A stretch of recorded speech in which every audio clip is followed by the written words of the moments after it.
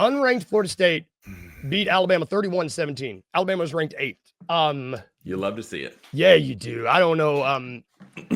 Couldn't have happened to it. Couldn't have happened to a nicer team, you know. But real talk, how did seeing Florida State come in here and smack? I don't have the stat in front of me, but the like amount of times I don't even know the new coach in Alabama's name. I assume Kalen the program. DeBoer.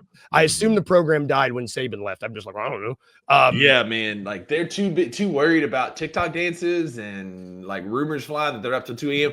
Tommy Castellanos was exactly right. Nick Saban ain't walking through that door to save him. Like, I've been obviously watching Alabama a long time. My family's big Alabama fans. Mississippi State's one of our big rivals. And so I've never seen an Alabama team just get whipped in the trenches like that on the second level. Like Florida State running backs were blowing up Alabama linebackers. And that's not something I have seen in a generation. Like it was completely different. There was no effort. Like, from the jump, Alabama didn't look like they even wanted to be there, and Florida State played it like it's their biggest game of the year. And I don't know. That is not an Alabama team that we're used to seeing. I've been saying all along, joking with my brother and Alabama fan friends, that DeBoer sounds a lot like Dubose, and that sounds like 6-6. And last year, it did not end well. Since they upset Georgia last year to become the number 1 team in the country, they are 5-5 since that game.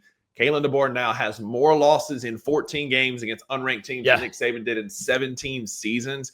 And it's hard to follow the GOAT, right? The last time Alabama had a major turnover like this, when Bear Bryant retired, they had to go through the Bill Currys and the Ray Perkins before they got to a Gene Stallings to win another national championship. So it can take some time. You never want to be the guy that follows the guy. And that's what Kalen DeBoer is. You know, forgive me for not being shocked that a couple of great seasons at Division II and one good year at Washington doesn't translate to instant success at Alabama. And with an impatient fan base, I wouldn't be surprised. Like, you can already see in some of the interviews on Sunday that the pressure's starting to get to DeBoer. I don't think it's going to get a whole lot better going forward. I agree with you. And you brought up a good point, man. There are literally children who weren't alive the last time Florida State was ever to put a whooping on Alabama like this. Yeah. Like there's no memory. They have no recollection of that ever happening. Yeah, but Alabama just doesn't get whipped like that in game 1. Like game one. USC found out, Wisconsin has found out, like Florida State has found out. Like, there's been all these times where Alabama's played these teams and just absolutely punked them. And they just didn't look like they cared. They were outmatched, outcoached, outclassed. Shout out Mike Norvell, former Memphis coach. He had them ready. And I love a guy who can come up there with some swag, talk his talk, and then back it up. And that's exactly what Tommy Castellanos did.